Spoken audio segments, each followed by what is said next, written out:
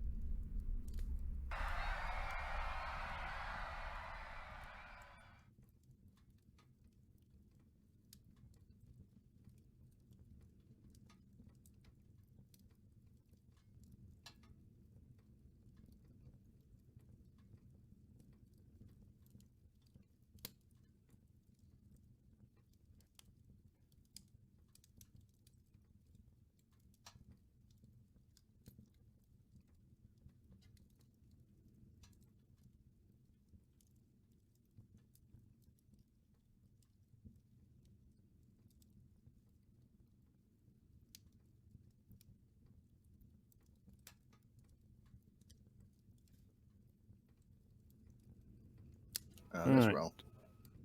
Roll.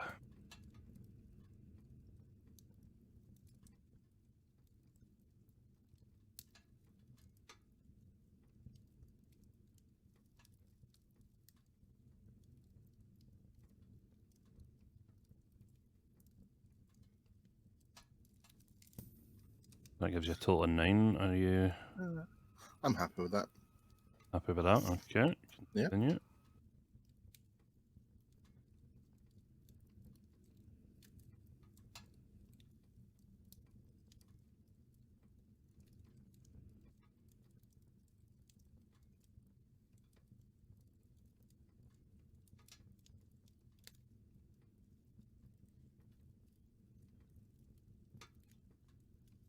Take it. 11, not too shabby.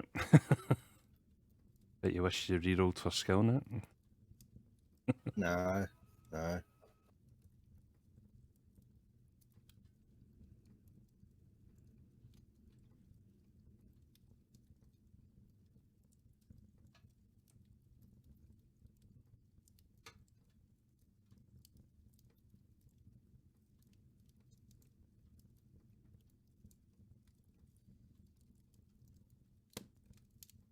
I'll take it.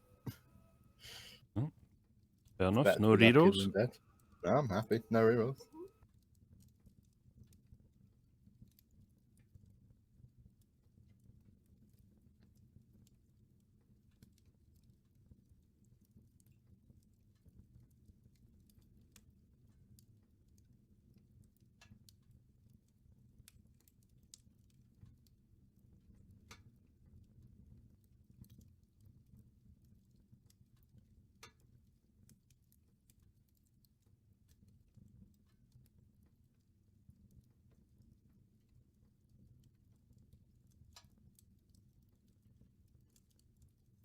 Fortune all the way, man.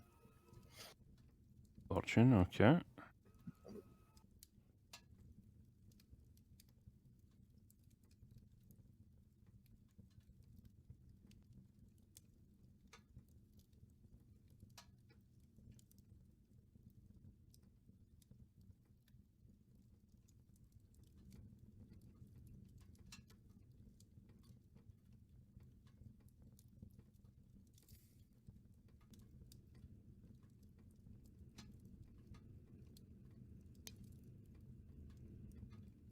Right, so this is just the battle thing that I mentioned earlier to you. New version. Yeah.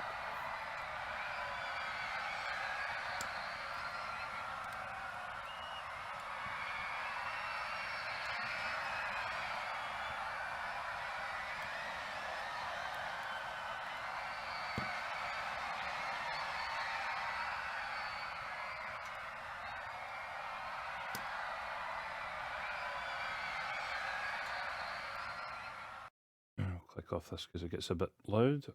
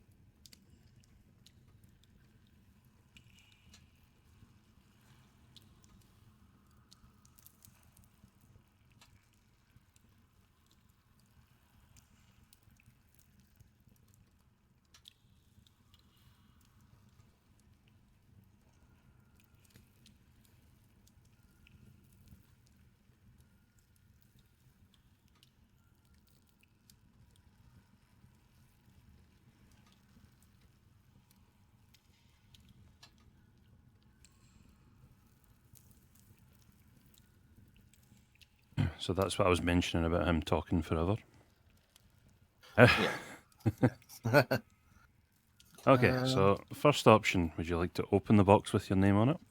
Or would you like to continue? I would like to open the box. What I couldn't show you earlier because I hadn't reset it from the previous game. The map will update every now and again. Yeah. I will also mention to you when insta-kills start to become available. Okay, it is slightly early on, but not for the first little while. But you're used to fighting fantasies and that, so you know what actions can help you, not age you, and so we're going to open a box, yeah? Yeah.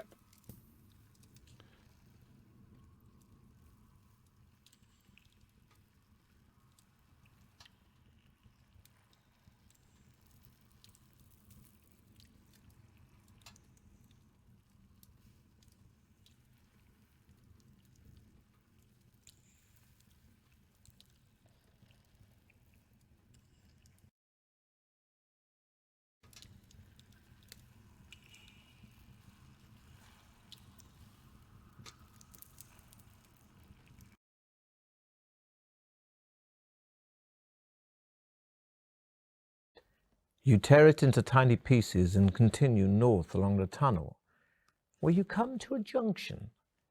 A white arrow painted on one wall points west.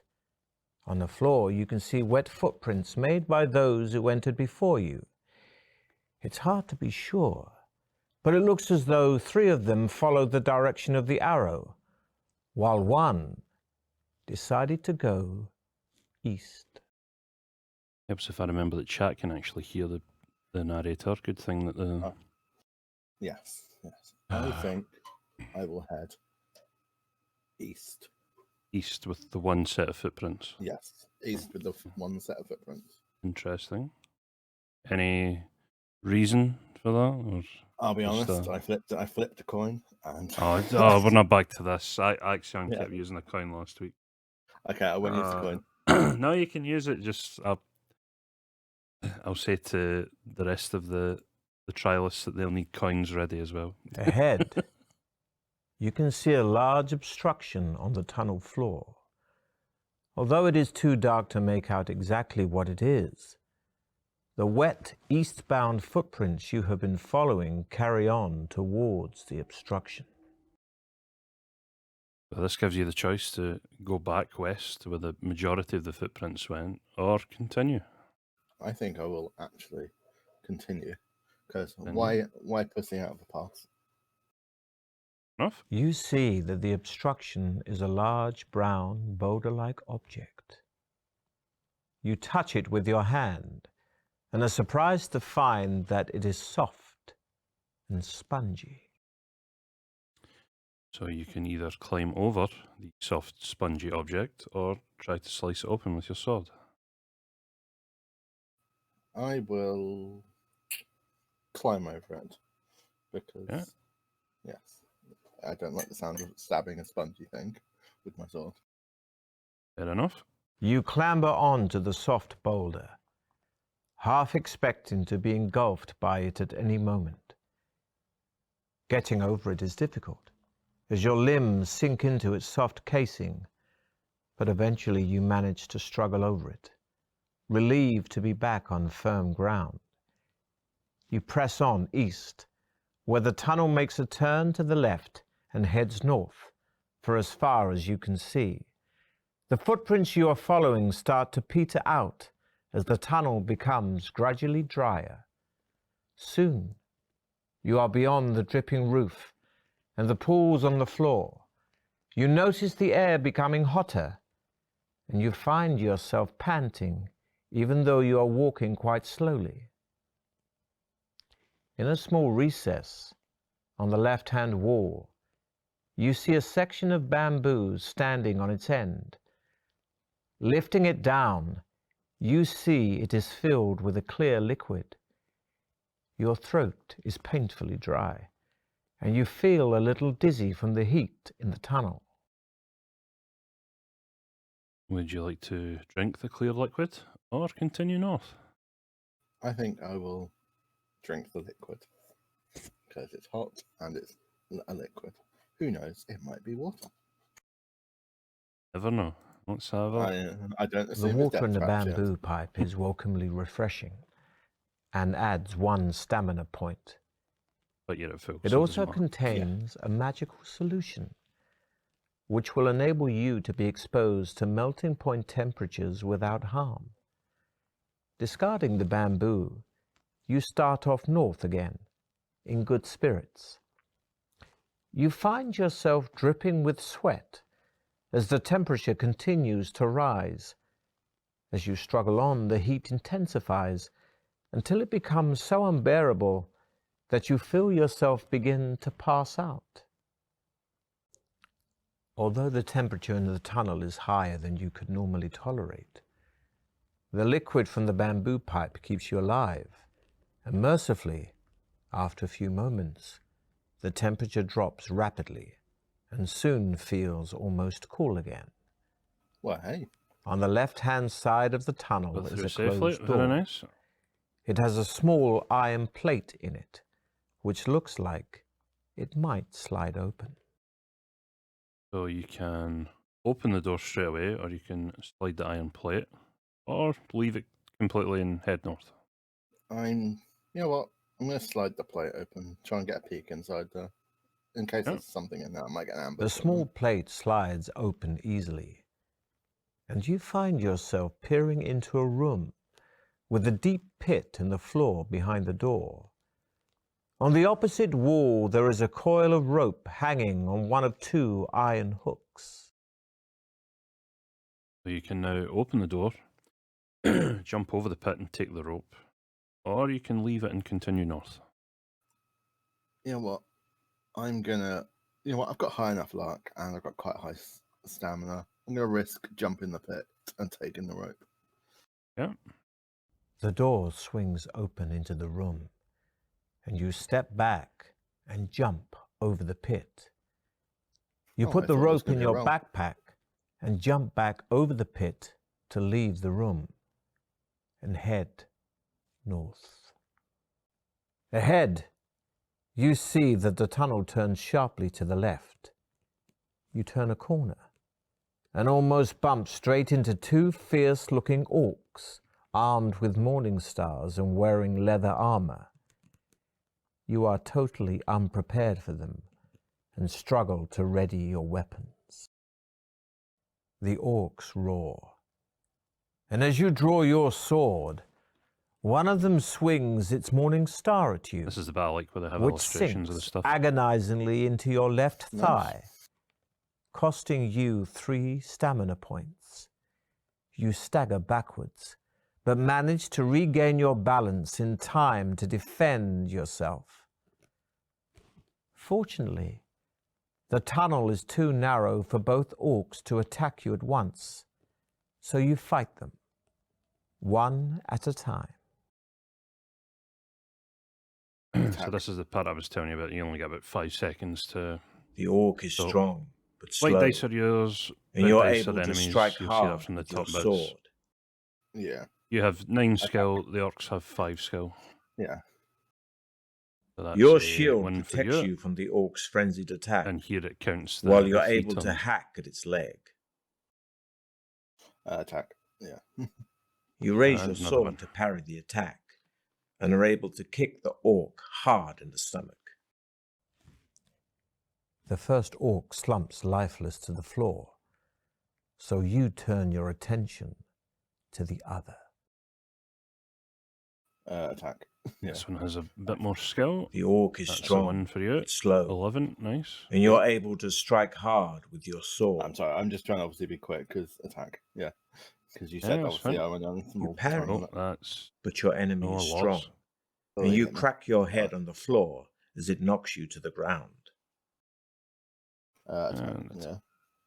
The orc's morning Oh, star another- is a formidable weapon, and Hey you guys, can't didn't see stop many it of them last smashing week. into your ankles, knocking you off balance. Inside one of the orc's pockets, you find 1 gold piece and a hollow wooden tube. You put your findings in your backpack and set off west.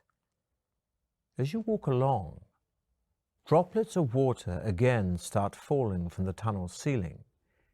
Heading west, you see wet footprints made by the same boots I will say that right now, you because this is followed just leading earlier. up to the same part, you can eat They provisions at any lead to a time. closed iron By door just clicking them. in the Yeah. right-hand wall of the tunnel, So, but just do let me know not when you seem need to go any further.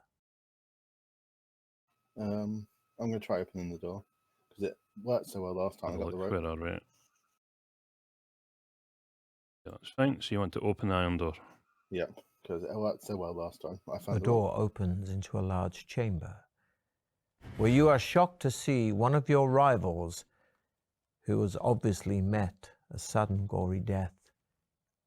It is one of the barbarians, and he is impaled on several long iron spikes that are fixed to a frame which has sprung out of the floor. A lot of debris litters the floor, concealing a hidden tripwire which he must have stepped on, releasing the spiked frame. In the far wall is an alcove, in which you can see a silver goblet standing on a small wooden table. Would you like to search the deed barbarian? Would you like to walk over to the alcove? Or would you like to close the door and head on? I'm going to start by searching the barbarian because it looks closer than the alcove. Yep. The pouch on the barbarian's belt is empty, apart from some strange-looking dried meat wrapped in a cloth. Would you like to eat the dried meat from the barbarian? Or leave it, head over to the alcove? Or leave it completely? You know what? I'm going to eat it because last time I ate something I found in this dungeon, it worked so well. Yeah. The meat contains herbs which increase your strength, adding 3 to your stamina score. You know, I'll walk over to the alcove now. You walk slowly over to the alcove, carefully checking the floor for any more hidden traps. You see that the goblet contains a sparkling red liquid. Drink the red liquid? Or headback? I mean, I mean, I've set a precedent of I drink anything I find, so I'll drink it.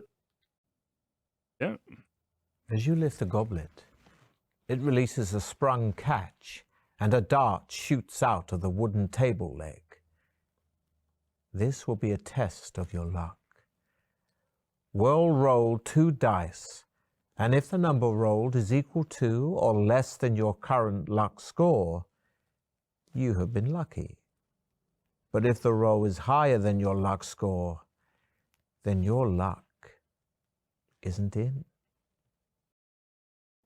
Your reflexes are Yeah, sharp, they'll just be an instant roll. and there, you so quickly jump luckily aside. you're on 11 luck, so The dart whistles past, only just missing you, and thuds into the opposite wall.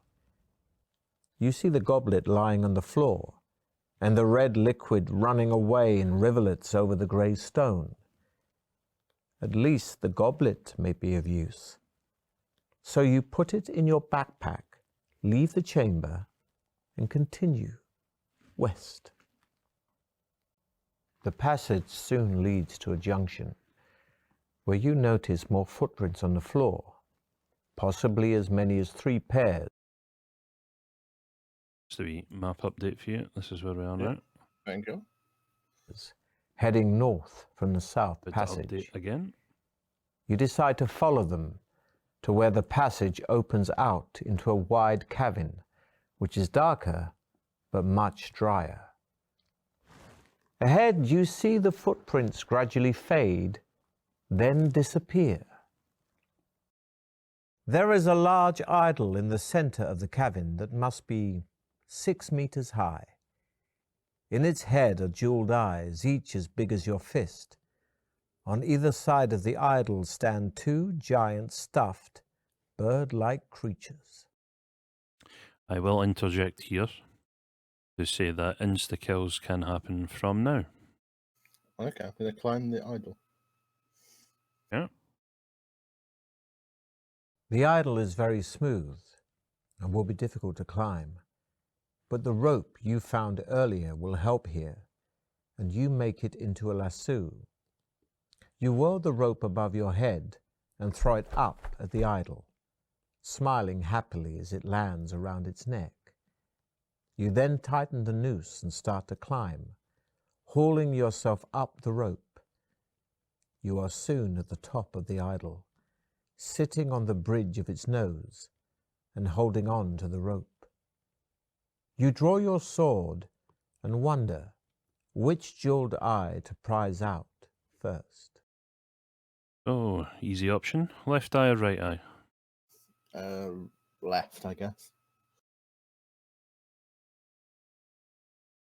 As you touch the idol's emerald eye, you hear a creaking sound below you.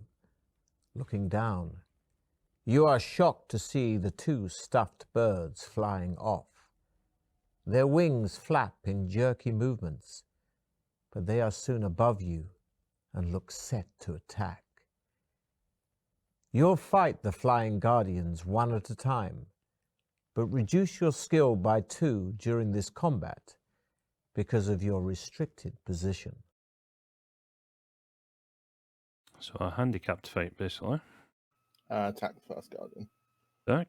It's just dice rolls. The beating wing of Yeah. the guardian smashes into the side of your head, leaving have the you same seeing skills, so neither- stars Yeah. and Draws sapping just- your stamina. Bros just further it on, by the way, so Yeah, attack first guardian.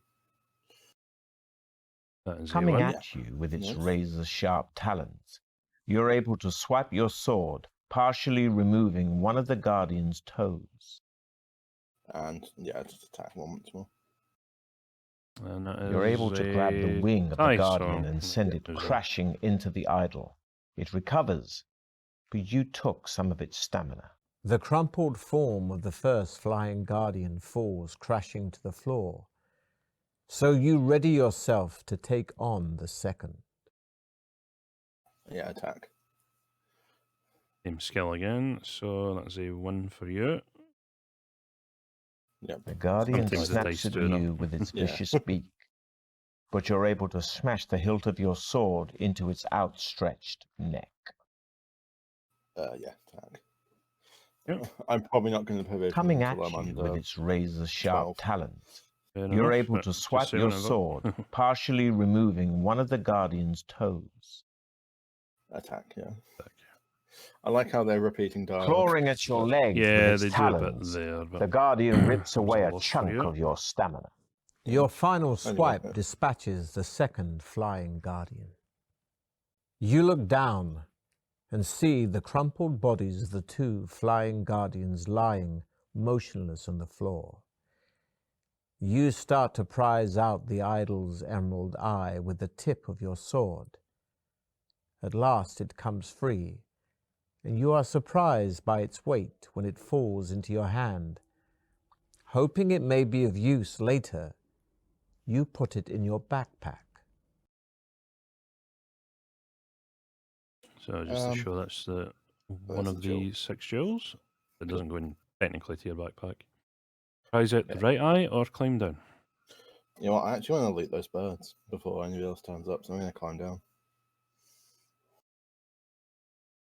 Back on solid ground once again on the cavern floor, you try to shake the rope off the idol's neck.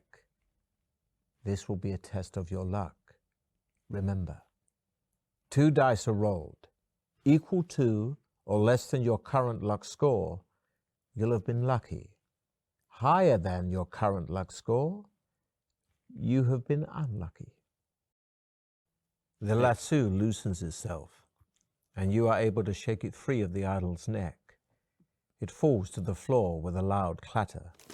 You quickly coil the rope up again and put it in your backpack. Wasting no more time in the cavern, you run forward to the tunnel in the northern wall. Oh, damn it. I just wanted to loot Not the much birds. farther down the tunnel, you come to a closed door on your left. Putting your ear to the door, you listen intently but hear nothing. I've been too lucky with these doors. I'm actually just going to ignore this door. Okay. So basically, there are 3 paths that are more over here, but they all end up here. So this was the main sort of starting point. These were just like tutorials. We move on to the actual dungeon. Excellent. So you want to keep... Oh, yeah, I'm going to ignore the door this time. Okay. I feel I've been too lucky with doors. The tunnel twists and turns, but keeps steadily north. Ahead, you see a thin shaft of blue light streaming down from the ceiling to the floor. It sparkles and shimmers, and you can see images of laughing faces in the light. Would you like to walk through the laughing face light, or would you like to walk around the light? You know what? Let's be daring. Walk through it. Yeah. I mean, As soon as your head goes potentially. under the blue light, Potentially. you hear the sound of muffled voices. The faces are no longer laughing, but have changed their expressions to one of despair and anguish. A young girl's sad face hovers in front of you, and she begins to whisper a poem. Transfixed, you listen intently, believing that she has a special message for you as she recites, "When corridor doth water meet, do not make a quick retreat. Take a breath and jump deep in, if your trial you hope to win." Memorizing the spirit girl's poem, you step through the shaft of light and quickly head on north. You come to an arched doorway set in the right-hand wall of the tunnel. The heavy stone door is closed, but there is an iron latch and a round handle. Would you like to try this door, or continue on? Can I see the map? Yep. Oh, it's just... Okay. Yeah, so Okay. over there, that's where the one that you passed and that now. Okay. You know what? I was lucky with the light. I'm going to ignore the door again. Yeah. So we'll continue along. Yep. The tunnel ends shortly at a junction. Looking left and right, you see a narrow passage disappearing into the dim distance. That's But one of those now you coin have moments. a chance to go, sorry, west or east. Okay, my coin flip says east. Yeah, I'll go east. You walk down the passage and soon find yourself standing at the edge of a deep, dark pit. The passage continues east on the other side of the pit. You think you could probably jump over the pit, but you're not sure. There is a rope hanging down from the ceiling over the center of the pit.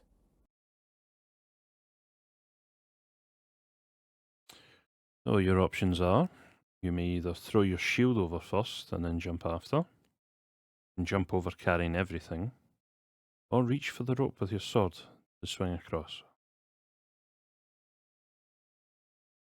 See, two of those I see as me losing an item. So, you know what? I'm just going to try and jump over carrying all my possessions. Carrying on. Okay. Taking a step forward, you leap towards the edge of the pit. How lucky are you feeling? Rolling God, equal thank God I rolled to really good or luck. less than your luck score means you've been lucky. But a higher roll could cost you. Your armor and sword weigh you down, but you just manage to land safely on the far edge of the pit. You waste no time and head east. The tunnel makes a sudden left turn and continues north as far as you can see. You soon arrive at a closed wooden door in the left-hand wall.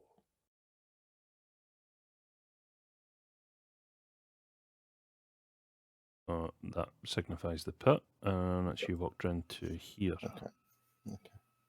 So you may either open the door or keep going north. Fuck, I'll open this one.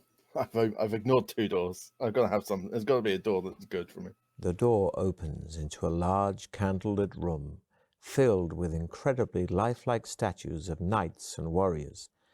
A white-haired old man dressed in tattered rags jumps out from behind one of the statues and starts to giggle. Though he looks like a fool, the sparkle in his eyes makes you think there is more to him. In a high-pitched voice, he says, "Oh, good!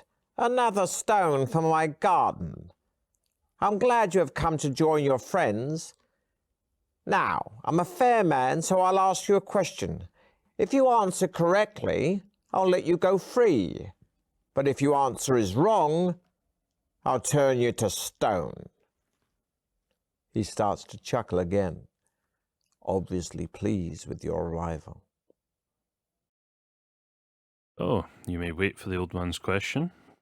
You can try to attack him with your sword, or make a run for the door. You know what? Wait for his question. Yeah. The old man points at one of the statues, and you recognize it immediately. It is the knight who started the trial of champions. The agonized look on his face locked in stone for eternity. The old man smiles, saying, "This man weighs 100 pounds plus half his weight. How much does he weigh?" What will you answer? So the question was, this man weighs 100 pounds plus half his weight. Options are 100, 150, or 200 pounds. You need a couple of seconds to... The top two seem like the middle one seems like a trick, and I don't think it'll be 100. So I'm gonna guess 200. The middle one just seems like a trick to me. So 200, you sure? Yep, I'll take 200. Still smiling, the old man looks at you and says, "Well done, stranger. You have answered correctly. I wish you good fortune during the rest of the trial of champions.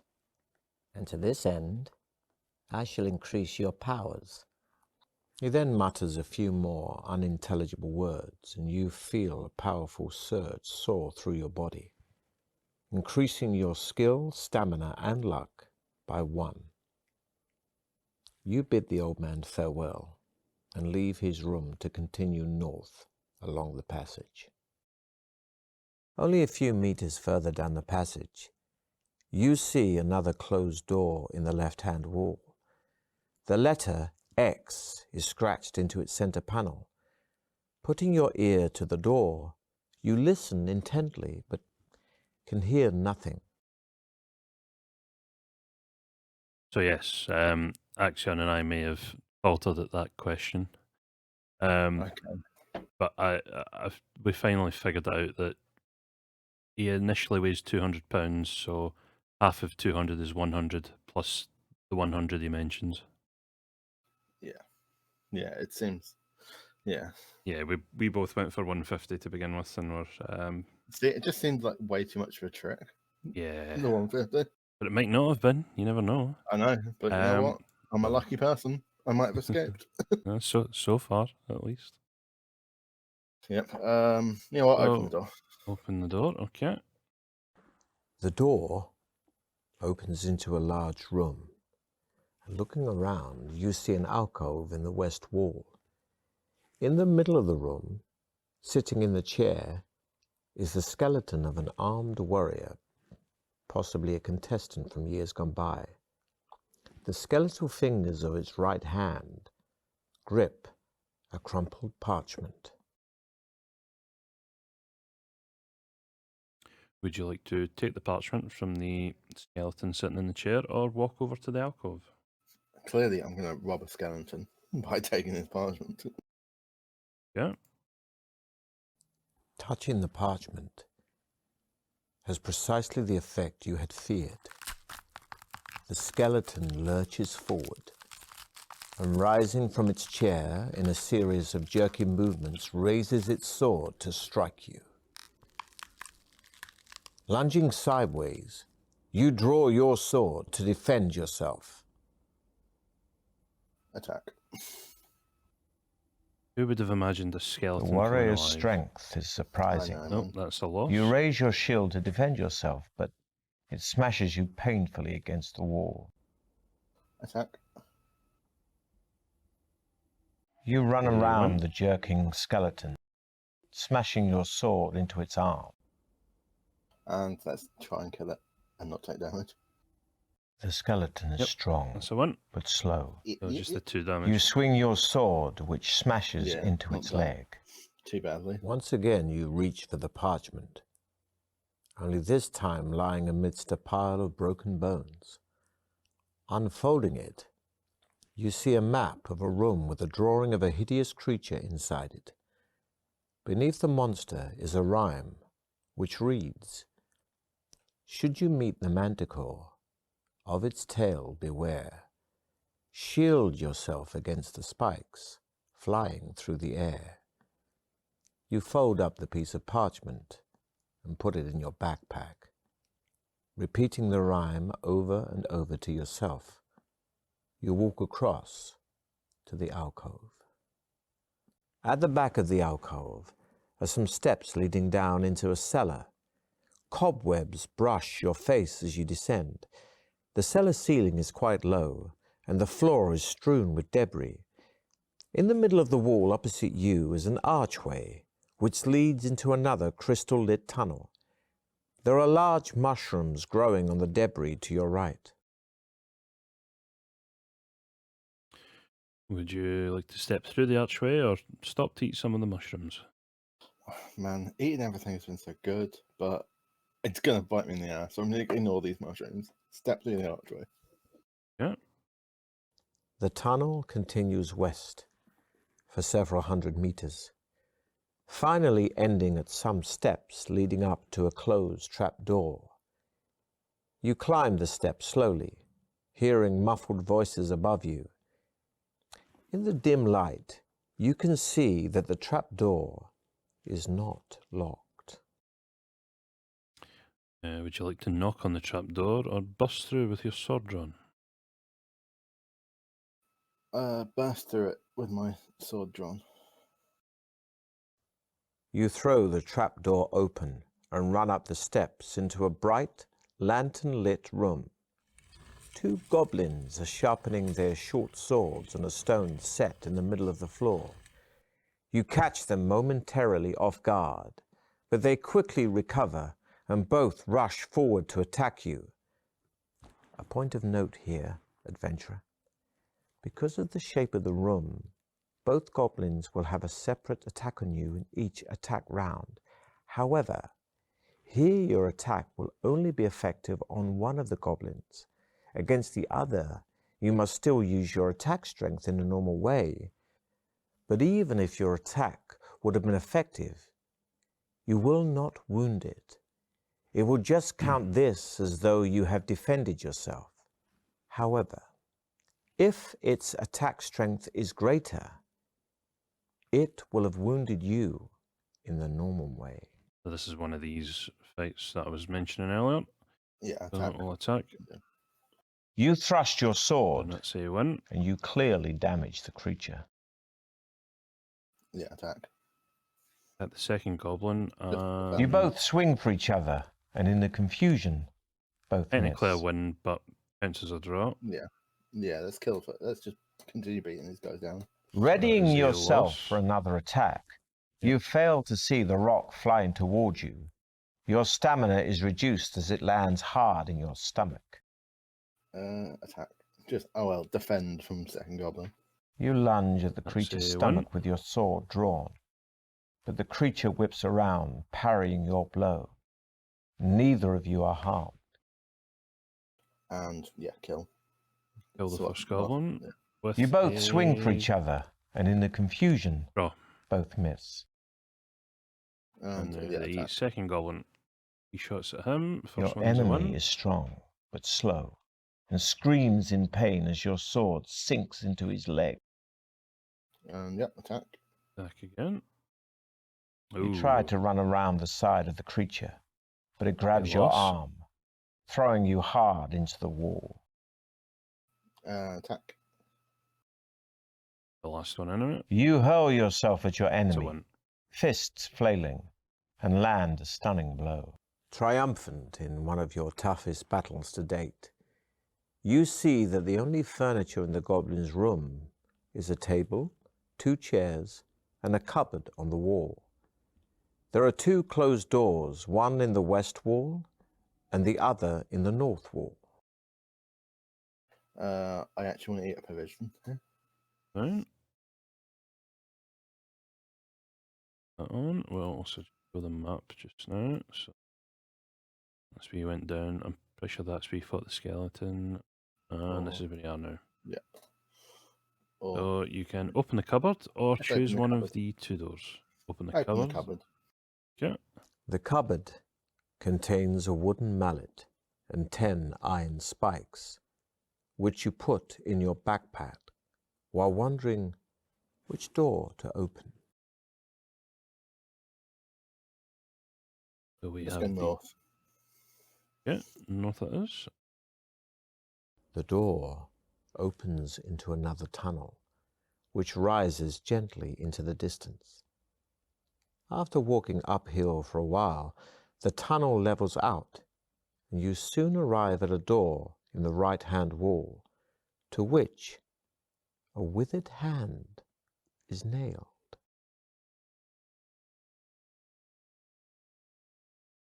For reference. So we can either open the door with a withered hand, or we can continue north. Let's let me actually flip a coin. Continue north. North, okay. There is an open pipe in the right-hand wall, about 1 meter in diameter. It is too dark to see far down it. You shout into it and hear your voice echoing down the iron pipe until eventually the sound fades away. So you Pull can down pipe. roll down the pipe. Good. Yes. Yeah. The pipe is wet and slimy, but you crawl on into the dank darkness, slithering and sliding as you go. Suddenly your hand touches something hard and square, which feels as if it is made of wood. It rattles as you shake it, and you decide you must be holding a box. Roll back out of the pipe and examine what you find, or press on further down the pipe. You know what? We're quite close to the start of the pipe. I'm going to crawl back and examine it. I probably won't lose too much time. Removing the box lid by the light of the tunnel, you find an iron key and a large gem. It is a sapphire. Placing the items carefully in your backpack, you gain 1 luck point and set off north once again. So, visuals now. There is a new branch in the tunnel on your left, and ahead you see 2 bodies lying on the floor. You stop and peer down the new tunnel, but seeing no doors or creatures, you decide against walking down it. With your sword drawn, you walk over to the bodies of the 2 orc guards. At least one of your rivals in the Trial of Champions must still be ahead of you. A quick search of the bodies produces nothing, apart from a necklace of teeth around the neck of one of the orcs. You can take the necklace for yourself or set off north. I think I look fancy in jewellery. Wear the necklace. The necklace is an amulet of strength which adds 1 skill point and 1 stamina point. Pleased with your find, you continue your quest north. The tunnel soon ends at a junction. Standing there alone and wondering which way to go is one of your rivals. It is one of the barbarians. You call out to him, but at first he does not answer. He merely stares at you coldly, his hands firmly gripping his axe. You walk up to him and ask which way he is heading. He grunts his reply, saying that he is going west, and you may go with him if you wish. So you can team up with the barbarian and head west, or decline his offer and head east. You know what? I think if I team up with him, then at least he might take the other enemy in combat. So I'll head with the barbarian. Yeah. Although you are slightly uneasy in each other's company, knowing that there can only be one winner in the Trial of Champions, you are both content to share in the benefits of a temporary alliance. And you begin to tell each other of your exploits so far, of the monsters and traps encountered and the dangers overcome. Walking along, you soon come to the edge of a wide pit. It is too deep and dark to see to the bottom. The barbarian suggests he lowers you to the bottom with his rope, saying he has a torch which he can light for you to use. So you can accept the barbarian's offer and go down first, or you can offer to lower him down first, or jump over the pit instead. You know what? I'll let the barbarian lower me first. I accept. Accept the barbarian's offer. Yep. You tie the rope around your waist and take hold of the lighted torch given to you by Throm, as your barbarian ally calls himself.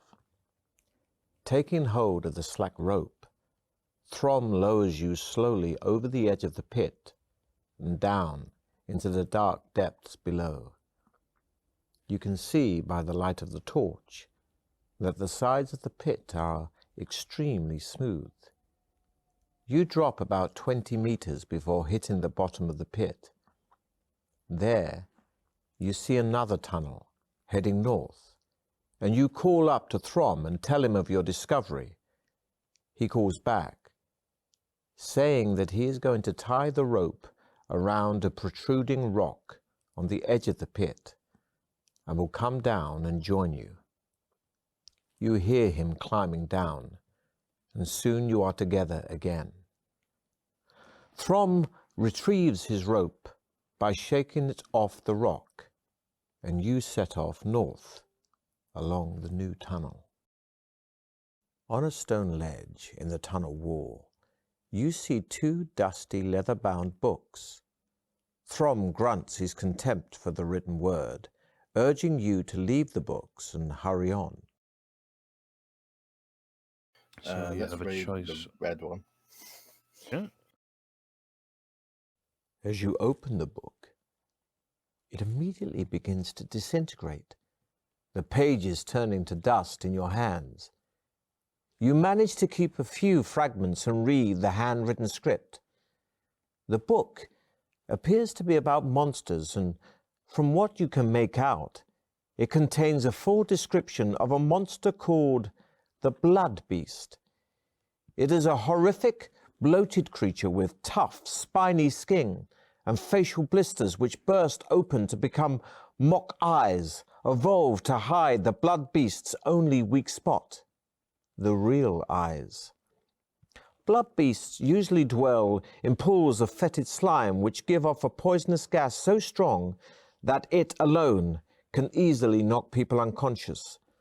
The blood beast, although too bulbous to haul itself out of its slime pool, has a long and vicious tongue which it wraps around its victims before it drags them into its pool.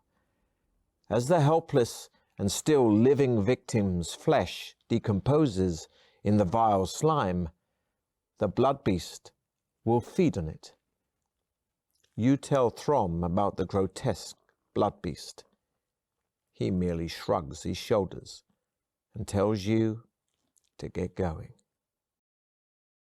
Awfully nice. So you still have the chance of the Black Book or to continue north? You know what? I'll take the chance with the Black Book. Yeah. The book pages are sealed together, but a small hole has been cut out in the middle of them, just large enough to hold a small corked bottle containing a clear liquid. You show it to Throm, who holds up his hand, indicating that he does not want you to come anywhere near him with it. His distrust of things unknown is strongly evident.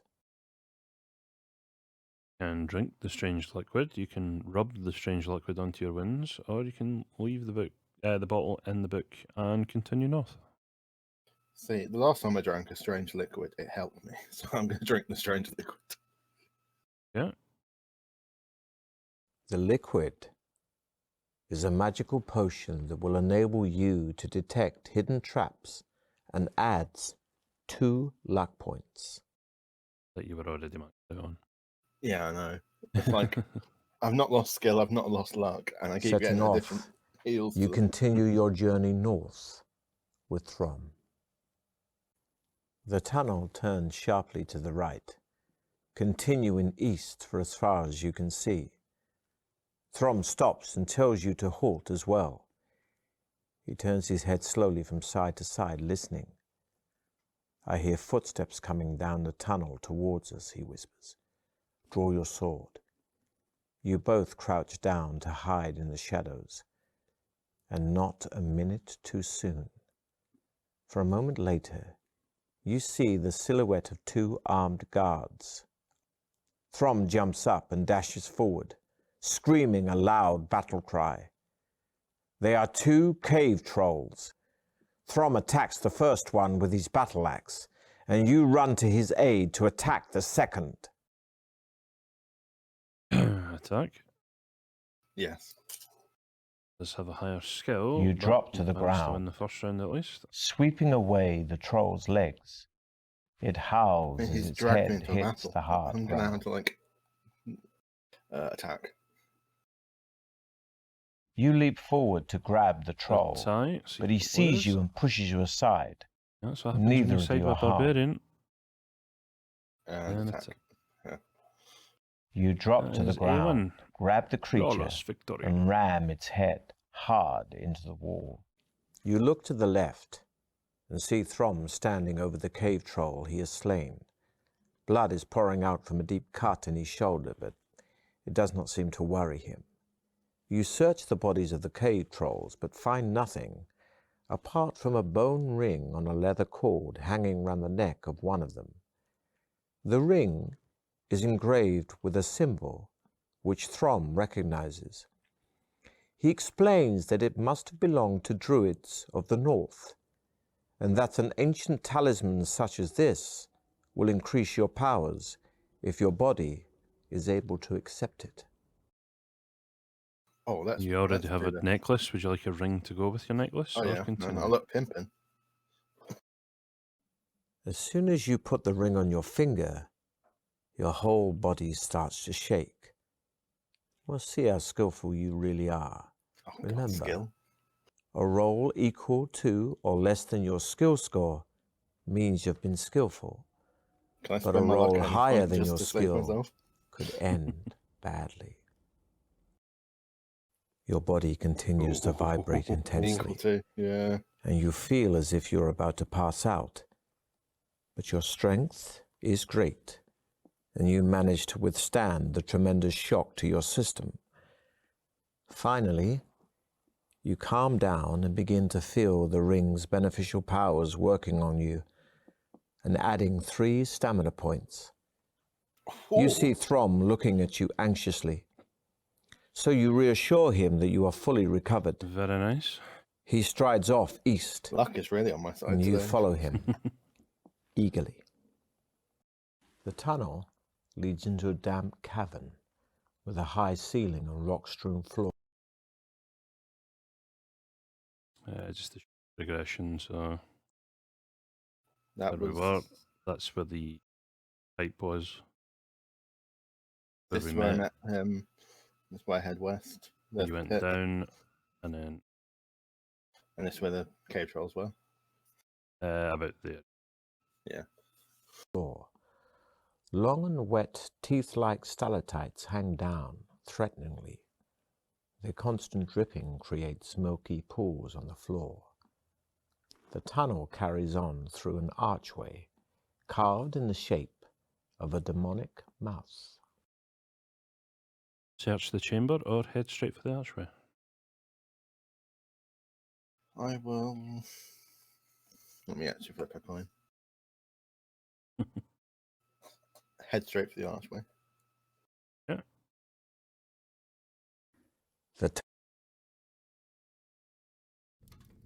Oh, is it rewound me? Just a bit where we can just run through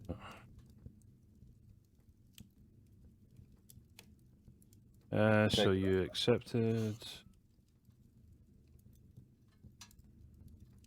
Head book. I drank the potion.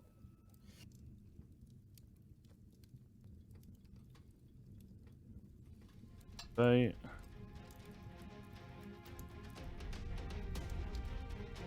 One.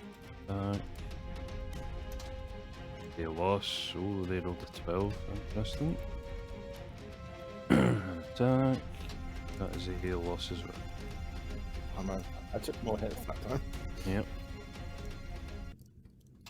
Put the ring on again. Yeah, I have to continue my life. Put the ring on. The roll was equal again, so Yep.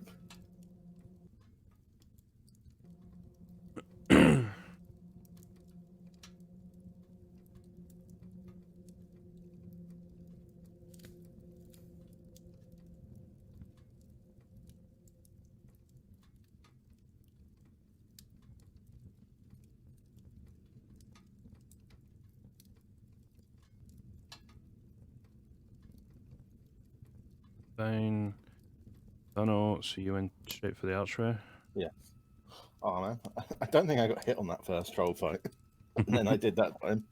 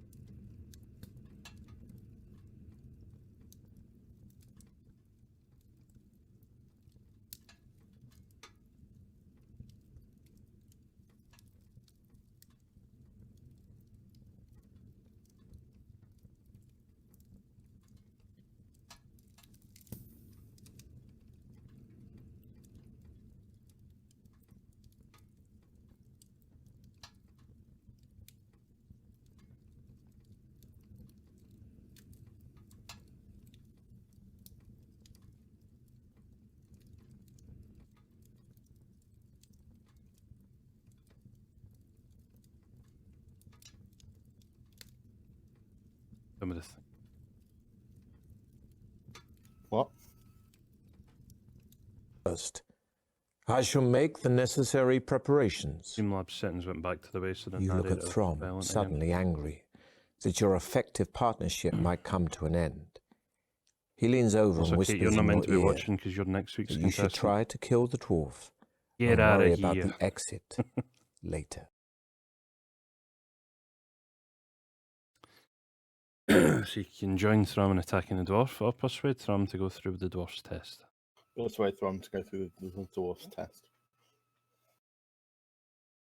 You tell Throm that there is no point in killing the dwarf, as you will never find your way out of the chamber alone.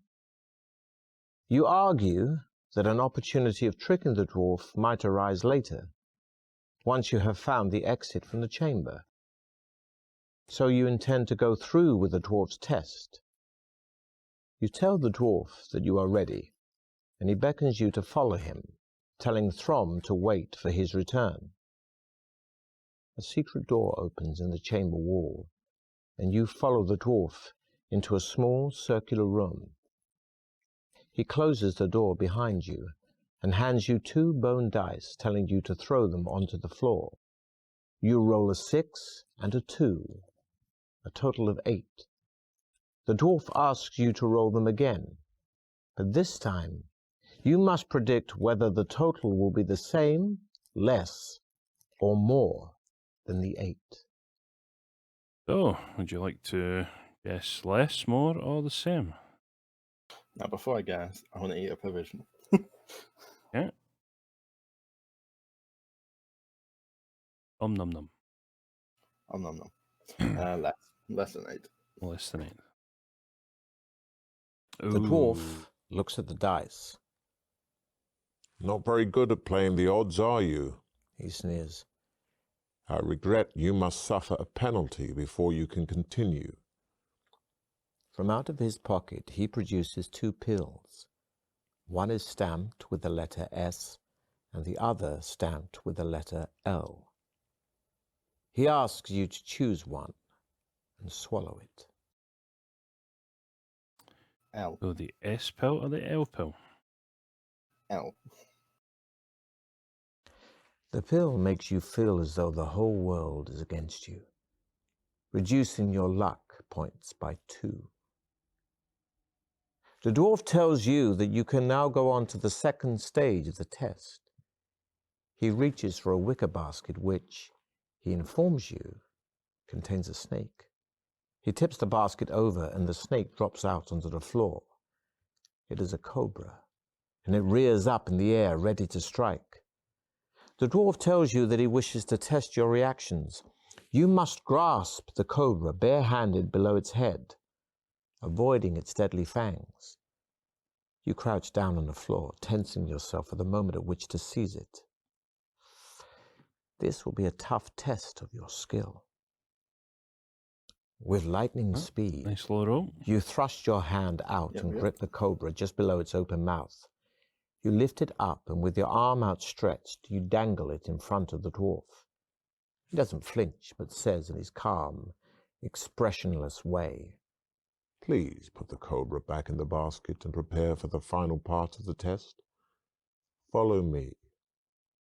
You do what he says and follow him back into the chamber, where Throm is pacing up and down, obviously ill at ease. You wave to him while the dwarf opens a second secret door and tells you to walk on through and wait for him. Again you comply, and you find yourself in another circular room, although this one resembles a small arena. The floor is covered with sand, and a small balcony runs around the arena wall. Opposite the secret entrance you came in through is an ominous-looking wooden door. Suddenly you hear a shout, and you look up to see the smiling dwarf standing on the balcony. He throws 2 pieces of paper down to you. On one of them, the words, "No crop is," are written. On the other, "Ruin moat." In his ever-calm voice, he says, If you rearrange the letters of the words, you will find the names of 2 creatures. You may choose which one to fight in my arena of death. Can you identify the creature by rearranging the letters? So, would you like to fight the anagram of No Crop Is, or the anagram of Ruin Moat? I want to Give drink my you- luck potion first. Yeah. A full 12. Yeah. I'll give you a few extra seconds to unscramble these words. Ruin Or have Moat. you already got both? Ruin Moat. It's Scorpion Minotaur. Okay. Ruin Moat. You want to fight the Minotaur, okay? You call out to the dwarf that you are ready to fight the Minotaur. The wooden door rises slowly, and you see the fearsome beast, half man, half bull, step into the arena. Steam blows from its nostrils as it works itself up into a rage, ready to attack. Suddenly it rushes forward, swinging its double-headed axe. Attack. Attack. And you have the same skill. Your which speed good, is so improving. go You on. run directly at the Minotaur and slice at its leg as you run by. Attack. I Right. assume if I eat provisions, it just. The I still have Minotaur to do a leans third round. forward and takes a run Yes. at you. Speed is impressive, but you duck and roll aside, landing a heavy blow on its shin. And attack. You manage to get around the back of your enemy, but it quickly kicks No backwards, loss. catching you agonizingly in the stomach. And The 2 out of 3, dwarf Adam. calls down from the balcony, congratulating you on your victory. He throws the sack down into the arena and tells you to relax and regain your strength for the final part of the test. Then he walks off, saying he will return in about 10 minutes. You open the sack and find a jug of wine and a cooked chicken. Would you like Um, to eat and I drink, will. or Well, the cooked chicken obviously reminds me of the classic wall chicken, so I'm going to eat the cooked chicken. yeah? The food and drink are excellent, and you feel much better, gaining 2 more stamina points. Fully satisfied, you sit down and await the dwarf's return. After about 20 minutes, the dwarf reappears on the balcony. He calls down to you, saying, Well, I do have an interesting problem on my hands. Prepare to fight your next opponent. The wooden door rises once again, and you are surprised to see a familiar face. It is Throm. Dun dun dun. He is cut and badly bruised and doesn't seem to recognize you. He is clearly delirious as he staggers forward with his axe, raised to attack you.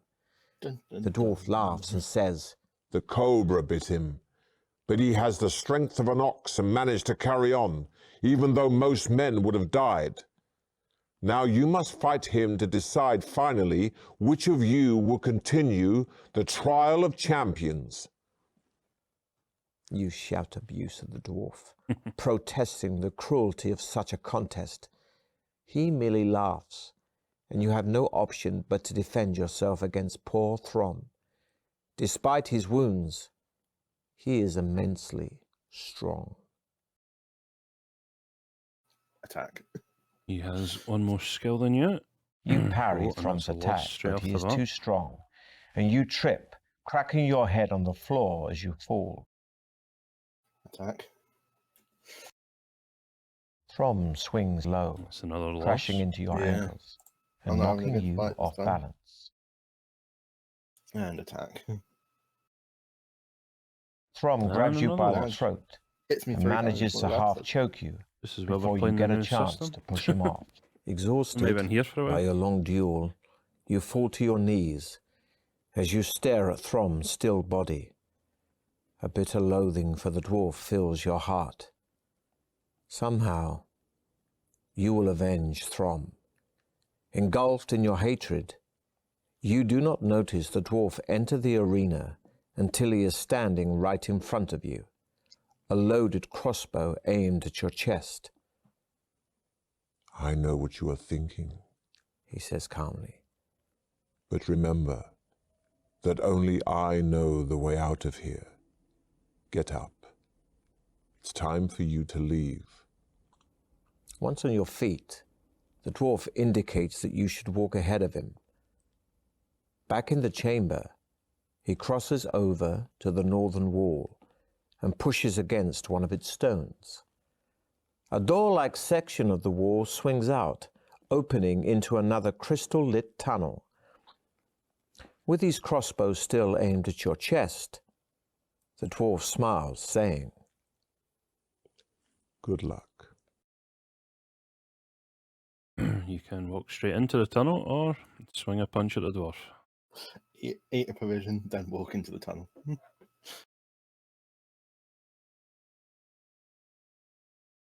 I don't like this game being so deadly. That's the arena style. But there, so now we're up here. Okay.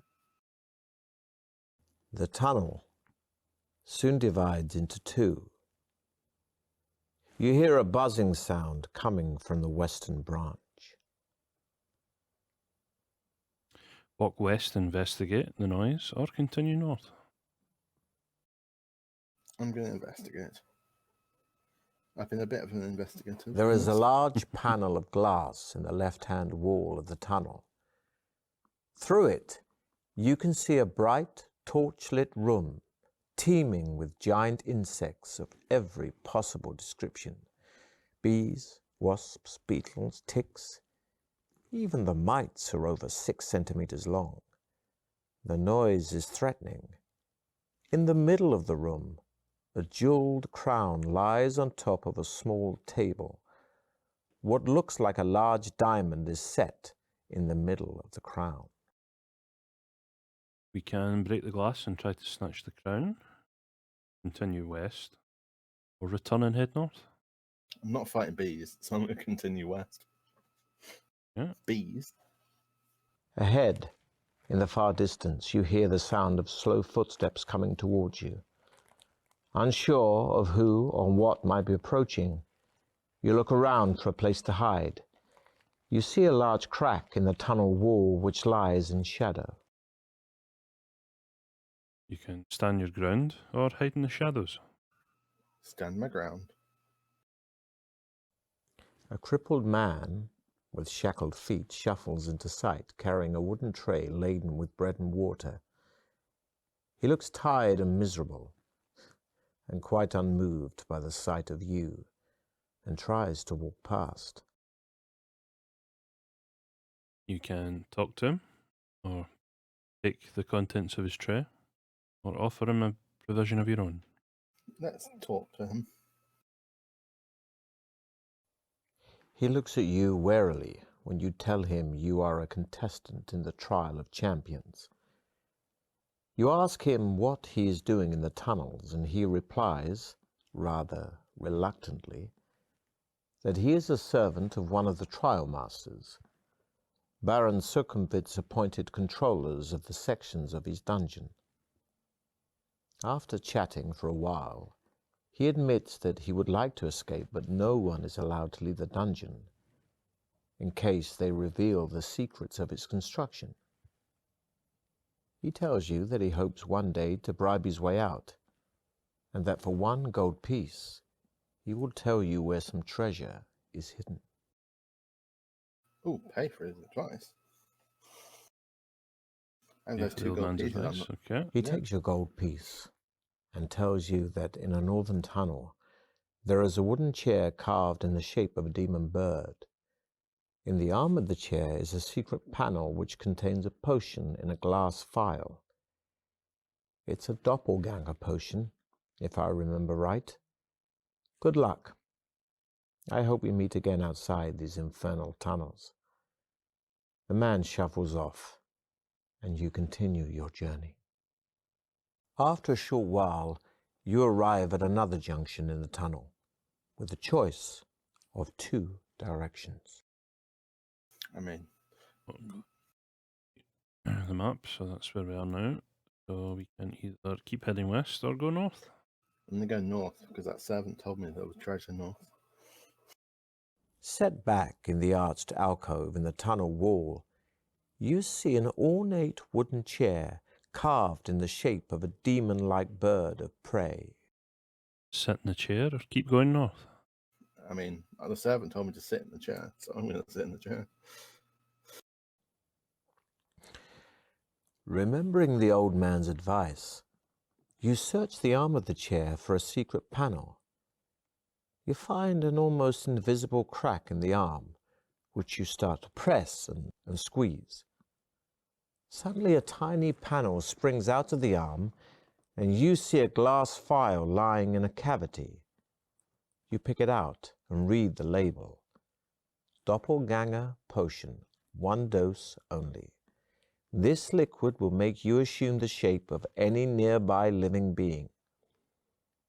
You place the strange potion in your backpack and continue north, where the tunnel starts to slope downwards and finally comes to an end at a deep pool enclosed by the tunnel wall.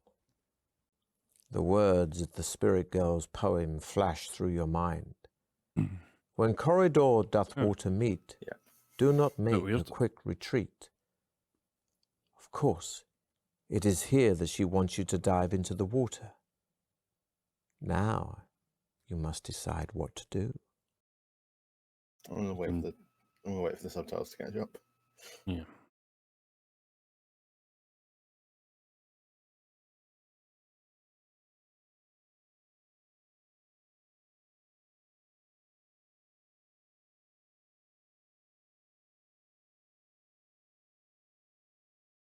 No, they're just being dive. You want to dive down? Yep. Somewhat nervously, you take a deep breath and dive into the dark pool. The northern wall does not project very far beneath the surface of the water, and you decide to take the risk to swim under it. Soon, you start gasping for air and are forced to swim upwards. Trying not to think that you could be trapped in an old submerged tunnel, you are relieved when you surface into cool air. You are on the other side of the wall and can see the tunnel rising out of the water and continuing north into the distance. Well, I only You followed wade you, out so of the that's water shocking. and check if you've been I'll lucky sulk with the before I followed. contents of your wet backpack. 2 portions of your provisions are saturated and are now inedible. Other than that, Oh no, my food. all your other possessions remain intact. You repack them carefully inside your backpack and set off north again. A little way along on the left of the tunnel wall, you reach the entrance of a large cavern from which you hear a girl's voice crying for help. You can just make out the shape of a human figure rolling about on the floor at the back of the cavern. You can enter the cavern and investigate or continue north. Enter the cavern. As you approach the prostrate figure, you see she is an elf, one of your rivals in the Trial of Champions, and she is fighting for her life in the bone-crushing grip of an enormous boa constrictor. Help or leave? Help. Last With person one I swipe of your and that trusty helps. It was blade, pretty good. you behead the boa constrictor. You uncoil its massive body from around the elf and try to resuscitate her. Her eyes open a little, but you can see that there is no hope. She looks at you and smiles, and then says in a whisper, "Thank you. I know it's too late for me, but I will tell you what I have learned. Your way out lies ahead, but you need gems to unlock the final door. One of them is a diamond, but I do not know what the others are. Alas, I have not found a diamond, but would urge you to look for one. Good luck." Her eyes close, and she slumps down onto the cold floor.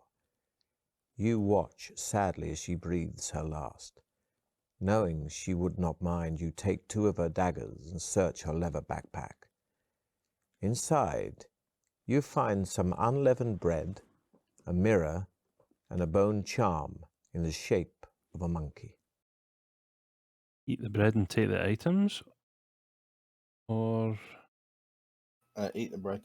And take the items.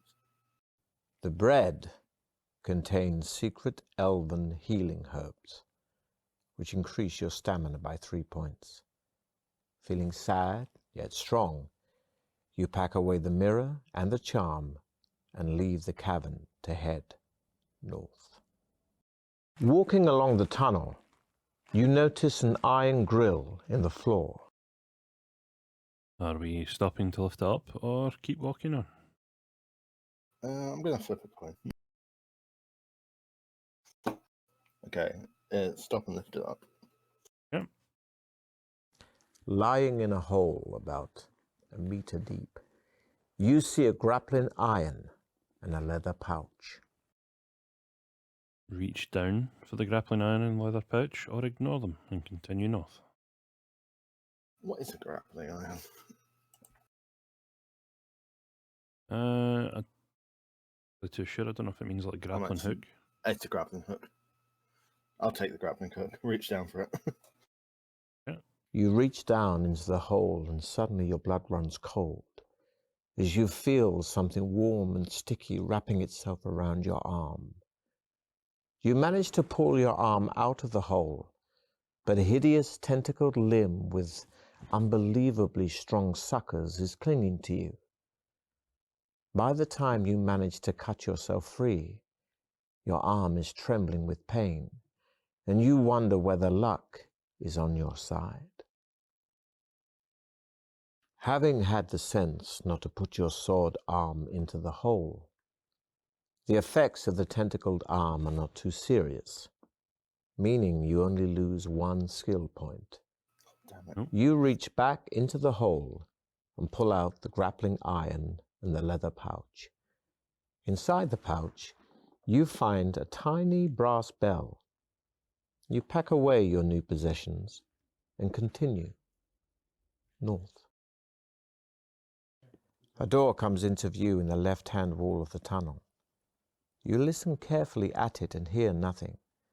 The door is not locked, and the handle turns easily. Keep Up walking. quickly, so this is where we are currently. Yeah, there's where the elf was. There's the grill. Ignore door. Ignore, Keep so keep walking. walking. The tunnel starts to widen, and ahead you see it's opened into a huge cavern from where you can hear the sound of many high-pitched voices. You creep up to the entrance and take a look inside. There are about 20 tiny people with long noses and ears running in a circle around a large golden effigy. Walk up and talk to them. Try to creep past them or drink a doppelganger potion. I'm going to drink the potion. There's got to be a reason I got the potion. You pour the contents of the glass vial into your mouth and swallow the clear liquid. Although you do not feel any immediate change, you hope that the potion will create the illusion that you are a troglodyte, just like the ones in front of you. Taking a deep breath, you step boldly into the cavern. The troglodytes continue their tribal dance, believing you to be one of them. You walk past them casually and head north. Unfortunately, the effects of the potion are short-lived. Suddenly, you hear a shriek behind you as one of the troglodytes spots you, and you are forced to run across the cavern floor. Ahead, you see an underground river running east to west through the cavern, and a wooden bridge crossing over it. Run Run over over the the- bridge. Bridge, okay. Yeah, run over the bridge. After crossing the bridge, you run across the cavern floor. At last, you see a tunnel in the far wall, which you race down until you reach its end at a heavy wooden door. The door is locked. The key turns in the lock, and the door You opens have an into iron a key, four-way so- intersection of the tunnel. Exactly. There is nothing to be seen, either to the east or to the west, apart from the now familiar ceiling crystals giving off their dim light. And suddenly you hear a voice calling you. This way. This way. You are on the right track. It seems to be coming from somewhere directly ahead of you. Your curiosity gets the better of you, and you decide to walk towards the beckoning voice.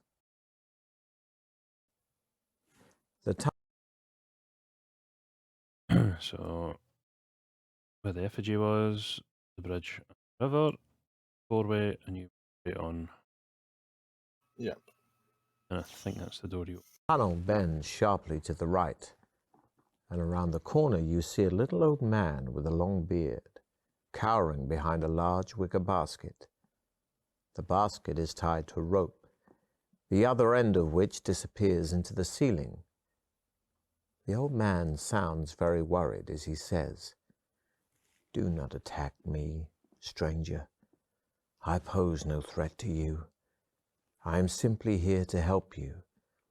If you will be so kind as to offer me some sort of remuneration, I will gladly haul you up in the basket to the upper level.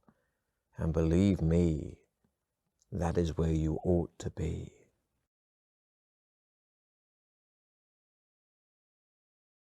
Give the man something from your backpack, or walk past them down the tunnel.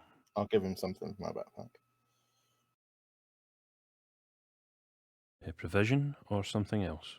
Something else. A coin or something else. Something else. Coil of Something rope. else. Something else. I'm waiting for that gauntlet, that goblet that I found very early. Grappling iron. Something else. Mirror. Keep Actually, going until we see. Yeah, they. Yeah. No, not leather pouch. Yeah.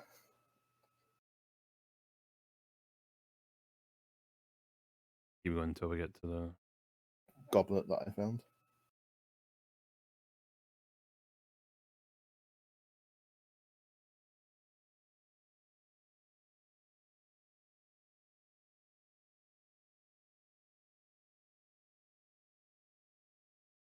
Yeah, I think that's an option. Oh, okay. I guess maybe the mirror. Okay, we'll swing back That's around probably to the most valuable thing it offered. coil of rope, an iron. We'll offer the mirror. Yeah, the mirror I think was the most valuable thing it After gave me paying before. off the old man, you climb into the wicker basket and watch as he tilts his head back and shouts, "Pull it up, Ivy!"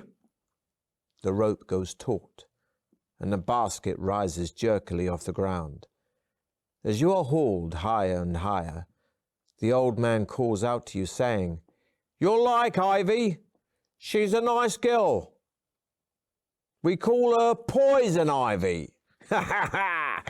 He starts to laugh uncontrollably, and you wonder, somewhat apprehensively, just who is hauling you up. The basket goes through the ceiling, and you find yourself in a small chamber, face to face with an ugly old female troll. Her face is hairy and covered with warts. With a huge hand, she reaches forward and hauls you out of the basket, which she lets fall to the floor below. She grabs you round the throat and says in a husky voice, "I want paying, too." Give Ivy something from your backpack. Try to talk your way out or attack her. I'm gonna try and talk her out of giving her anything, because I know I need the gems. You gaze and they around are the most Ivy's room, valuable seeing a thing. painting of another troll hanging on the wall. You ask her if he is any relation. Suddenly her mood and expression change. She loosens her grip on you and smiles, saying, "Oh yes, that is my dear beloved brother Sourbelly. He has done very well for himself down south in Port Blacksand. He is now an Imperial Guard in Lord Azor's elite troop. I'm very proud of him." Ivy stares at the painting and continues to praise her brother. Slip out of the chamber through the door or continue the conversation. I think if she catches me trying to escape in the conversation, she'll attack me. So I'm going to continue it. Can you? Okay. Yes. Smiling, you tell Ivy that you think she and Sourbelly look very alike. And then, while she stares admiringly at the painting, you pick up a broken stool, creep up behind her, and smash her over the back of the head with it as hard as you can. To your immense relief, she slumps, unconscious, to the floor. Search the room Search. or leave? Search. You search through the cupboards and boxes in Ivy's room, but you find nothing except an old bone, which you take with you. You leave the chamber by the east door. You find yourself standing at the end of a tunnel with a flight of stone steps leading downwards. From the floor below, you can hear the sound of barking dogs. You take the bone out of your backpack and throw it down the stairs. The barking grows louder, changing to snarls and growls when the bone lands on the floor. You walk slowly down the steps with your sword drawn and see two huge black guard dogs fighting over the bone. You run quickly past them and on down the tunnel. The tunnel veers sharply to the left Oh, and avoided comes the to an fight by the end sounds at of a it. high wall Oh, nice. in which there is a door.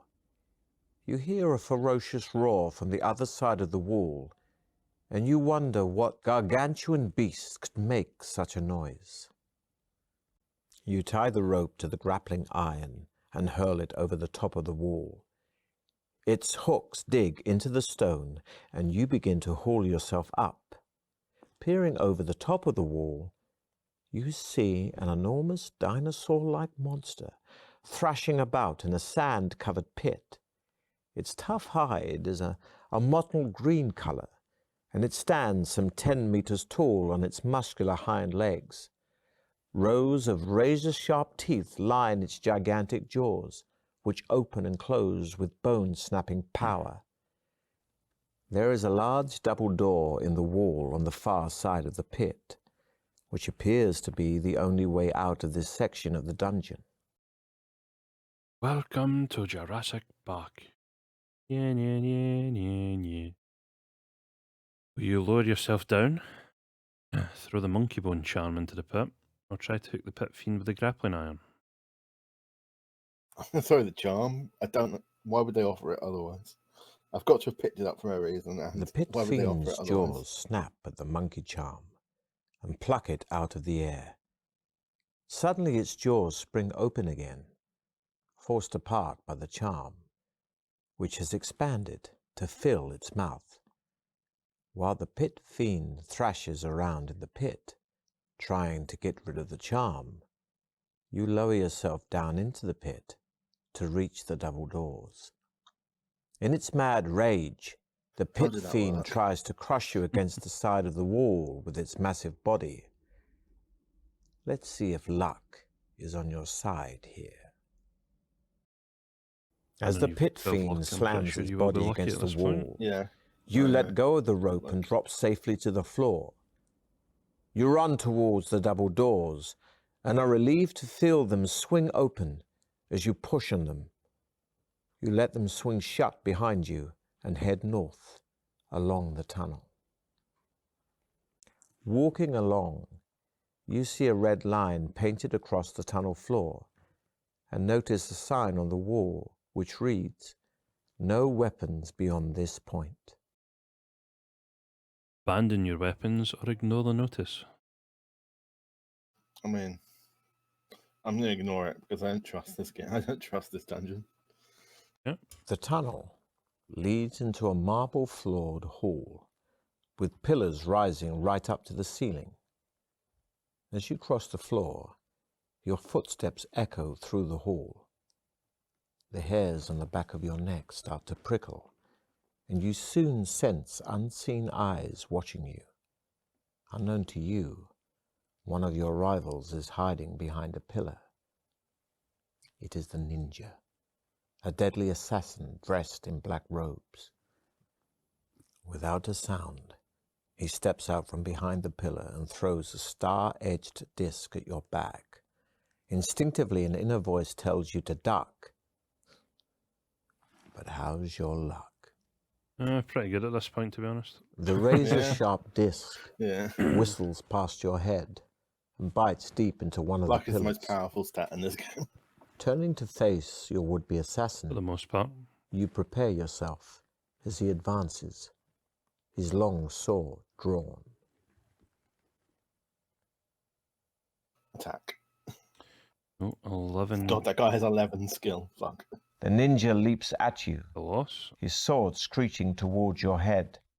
You parry, but his sword bites deep into your arm.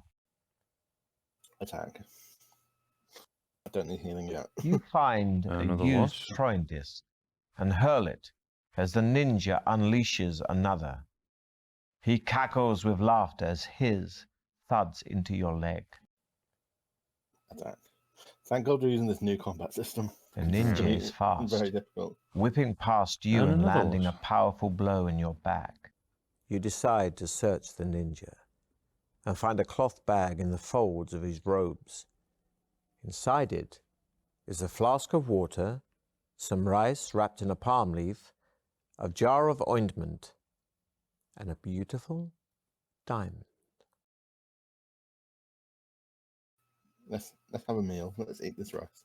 Because Okay. I was gonna use a The provision, ninja's but if I rations can are eat his basic provisions, but welcome, increasing your stamina The one. by 1 point.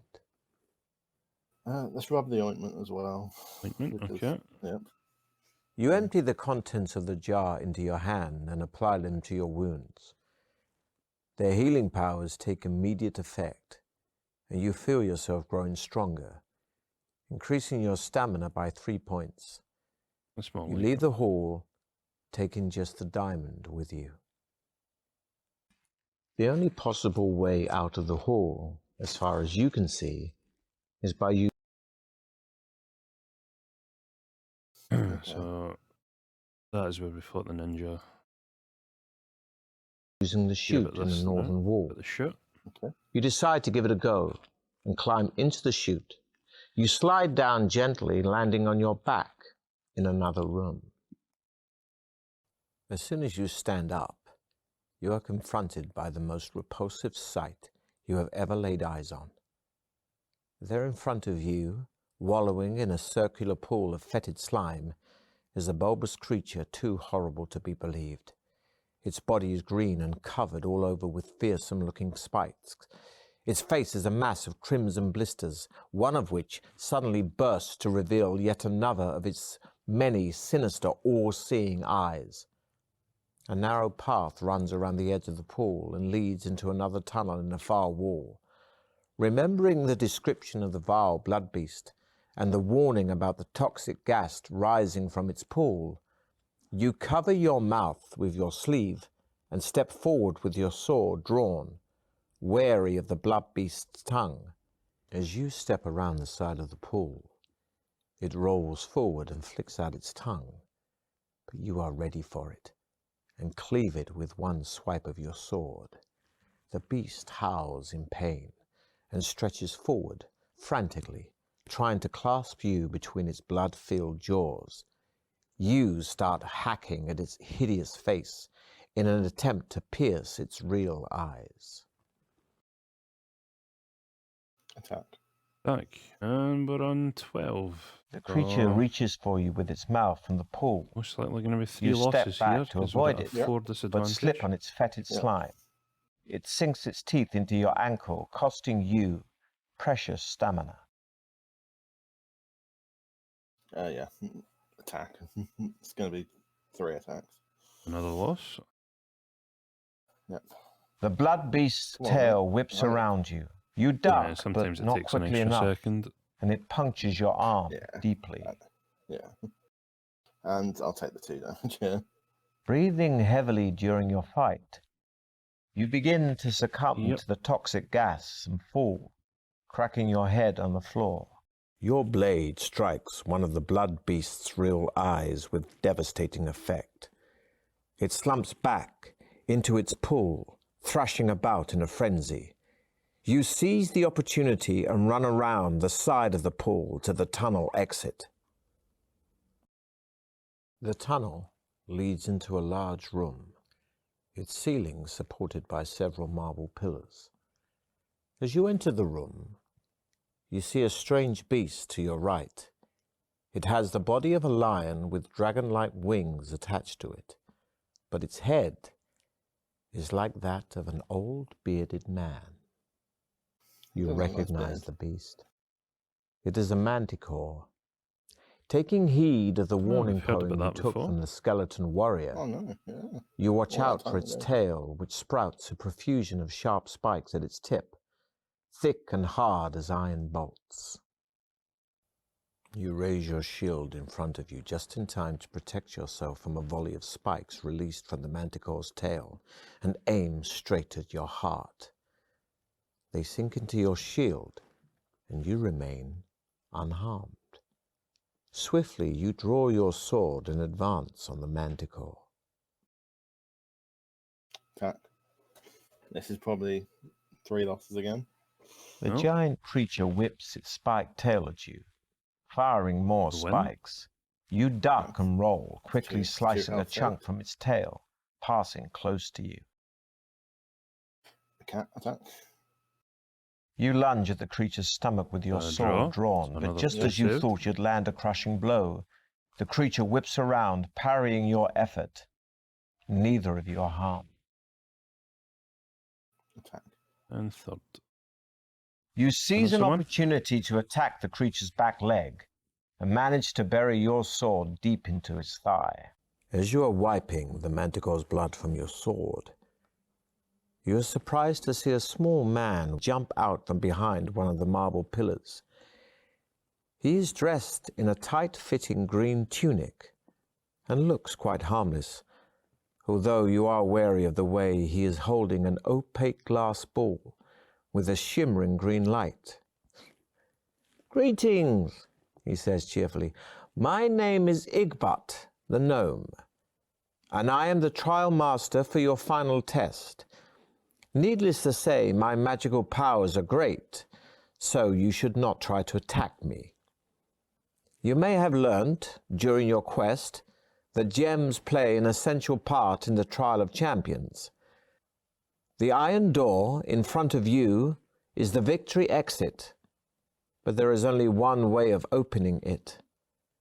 3 gems have to be put into the lock mechanism in the correct order.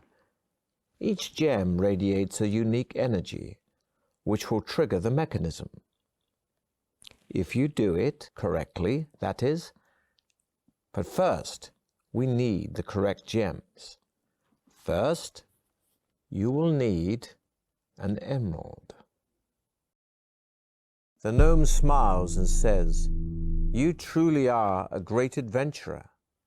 Now, you will also need a sapphire."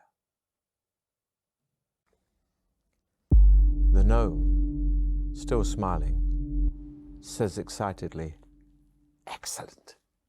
Just 1 to go.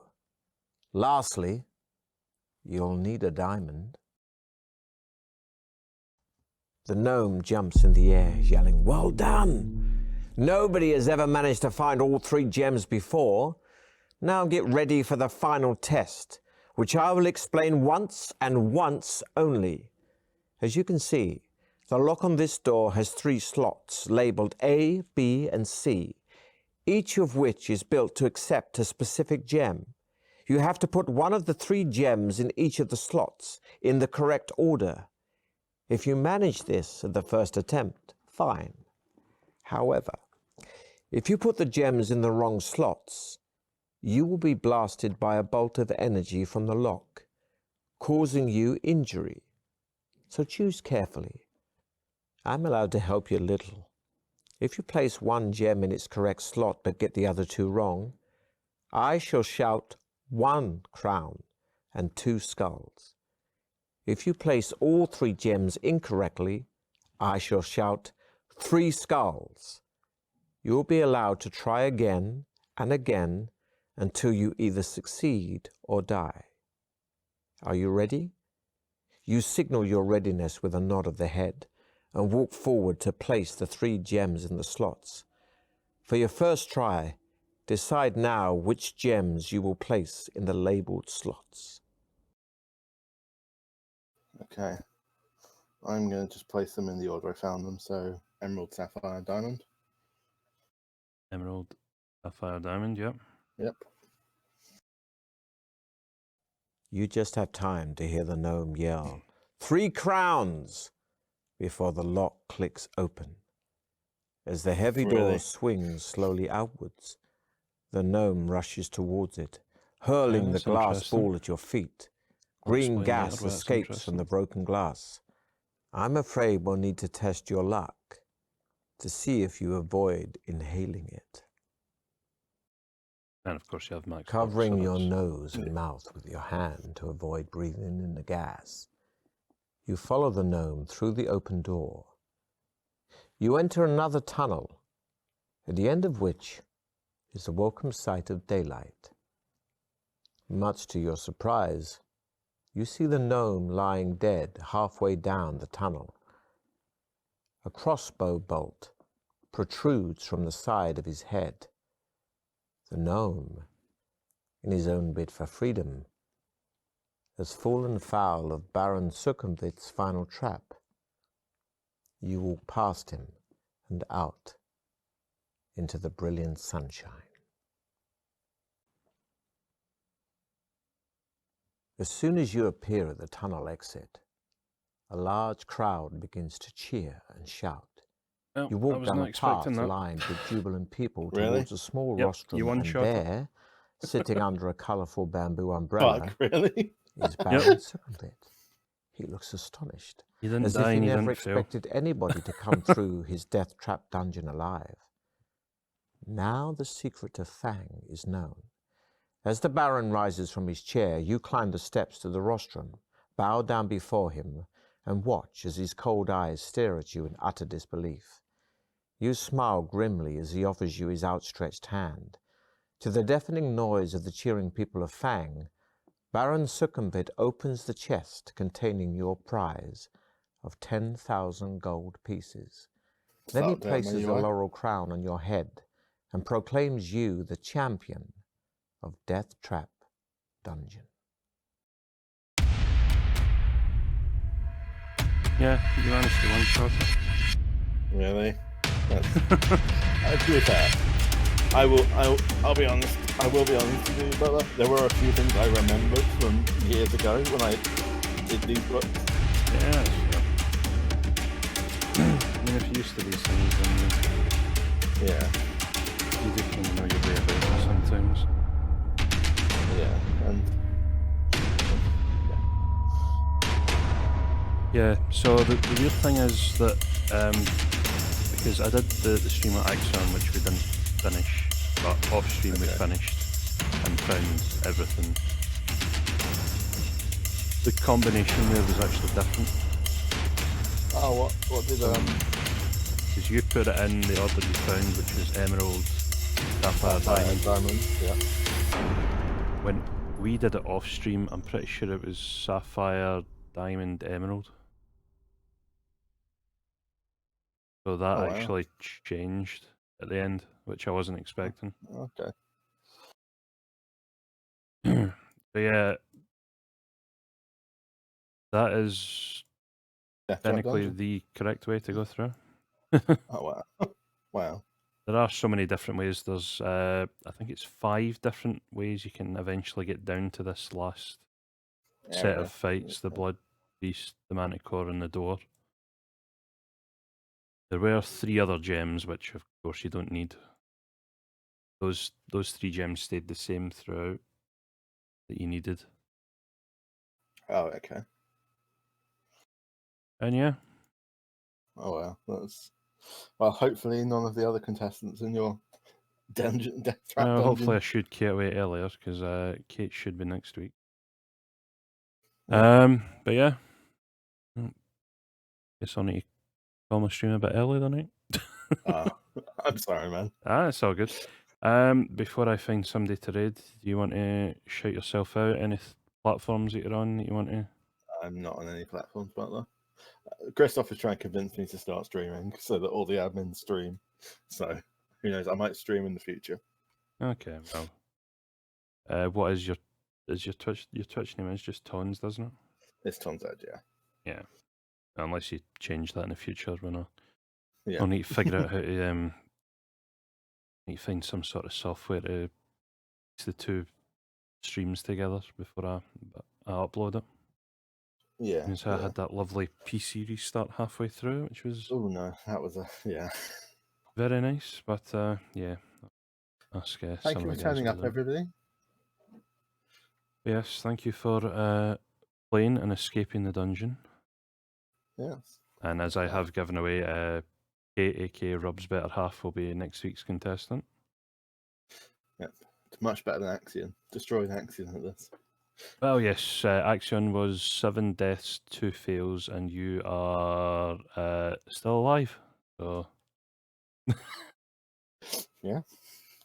See. yeah, I'll jump Suck back it, on with you Axion. in 2 seconds. I just need to send Yep, people yep. off. But I shall return in a minute. Okay. See you in a minute. Cheers. Right, okay, well, bit of an early night tonight, but yeah, perfect run through the dungeon. So let's have a quick look and see who is on currently.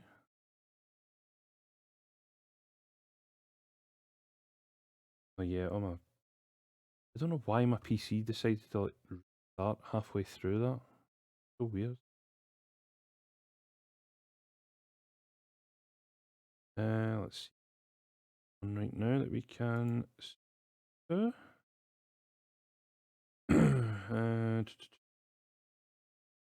Um,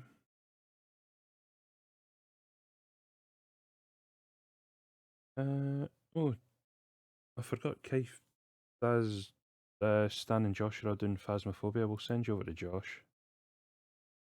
I haven't raided Josh in a while.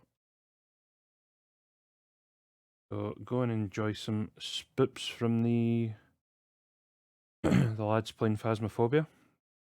Yes, I'll be back on this next Wednesday with Kate as she attempts to try and do the dungeon. I'm back now on Friday. He needs those viewers with a baby. This is true. He is soon to be father. But yes, back on Friday now with Evil, and then back on Saturday with Agru. As far as I'm aware, that's the only 2 streams I'm doing, unless I find something on Twitch or that to play, or somebody needs me for something. But I will catch you all later. Go say hi to Josh, show him some love, and see you later. Bye.